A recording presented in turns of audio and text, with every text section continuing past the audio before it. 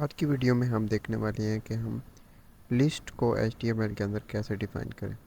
सबसे पहले हम अपने VS कोड के अंदर आएंगे। यहाँ पे एक और न्यू फाइल को क्रिएट करेंगे और उसकी एक्सटेंशन को .html कर देंगे। अब सबसे पहले हम बॉयलर पेड़ लगाएंगे और इसके टाइटल को चेंज करेंगे। टाइटल में इसका कर देता हूँ लिस्ट। यहाँ पे हम एक हेडिंग देते हैं यहाँ पे, और हम लिख देते हैं कोई भी हेडिंग लिस्ट इन HTML, या क्योंकि आपको पता है हेडिंग्स में जो भी हम लिखते हैं वो एज इट प्रिंट हो जाता है। सबसे पहले हम लिस्ट को डिफ़ाइन करते हैं। लिस्ट को डिफ़ाइन करने के हमारे पास दो तरीके हैं, ऑर्डर लिस्ट और अनऑर्डर लिस्ट। पहले हम अनऑर्डर लिस्ट को लिखते हैं यहाँ पे, उसके लिए हमने एक हेडिंग दी और नीचे अनऑर्डर लिस्ट है तो हम यहाँ पे टैग यूज़ करेंगे UL का।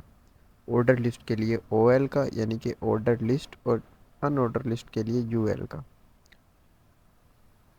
अब लिस्ट के अंदर जो हम डाटा पुट करते हैं वो हम LI टैग की मदद से पुट करते हैं। अब LI टैग हमने दे दिया यहाँ पे, और हम अपनी मर्ज़ी का यहाँ पे कोई भी डाटा दे देते हैं।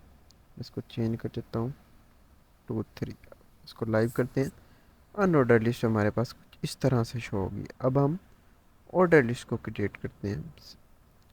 सिंपल हम एक हेडिंग देंगे और उसके अंदर लिखेंगे ऑर्डर लिस्ट। पहले भी मैंने आपको बताया ऑर्डर लिस्ट का जो टैग शुरू होता है वो OL से शुरू होता है, तो यहाँ पे हम OL लिख देते हैं। OL LI की हेल्प से हम लिस्ट के अंदर डाटा को पुट करेंगे। Copy paste 3 2। इसको लाइव करके देखते हैं। ऑर्डर लिस्ट जो है वो नंबरिंग में आ रही है और अनऑर्डर लिस्ट विदाउट नंबरिंग आ रही है। ये ऑर्डर लिस्ट और अनऑर्डर लिस्ट के दरमियान डिफरेंस हो गया। अब हम देखते हैं नेस्टेड लिस्ट को। एक लिस्ट के अंदर दूसरी लिस्ट को इंसर्ट कर सकते हैं हम। जी हाँ, बिल्कुल कर सकते हैं। वही करके हम देखते हैं। हम हेडिंग देते हैं सबसे पहले, उसके अंदर हम डिफाइन करते हैं नेस्टेड लिस्ट।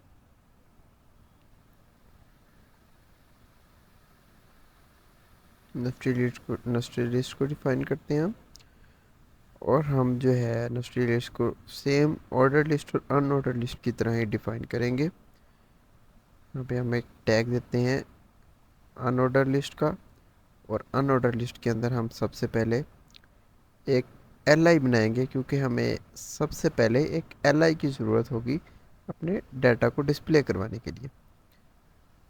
LI हमने बनाई यहाँ पे, और LI के अंदर हम कुछ भी लिख सकते हैं। जैसा कि मैं यहाँ पे LI के अंदर लिखता हूँ कैटेगरीज। कैटेगरीज के अंदर मैं एक और लिस्ट बनाता हूँ।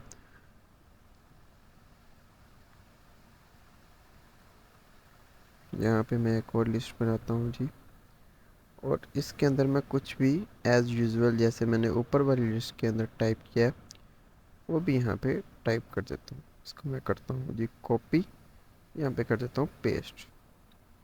इसकी नंबरिंग को चेंज कर देते हैं। अब ये हमारे पास नेस्टेड लिस्ट तैयार है एक किस्म की। इसकी दूसरी एग्जांपल हम देखते हैं। सेम इसी पूरे टेक्स्ट को हम कॉपी करते हैं, अपने VS कोड के अंदर वापस जाते हैं हम,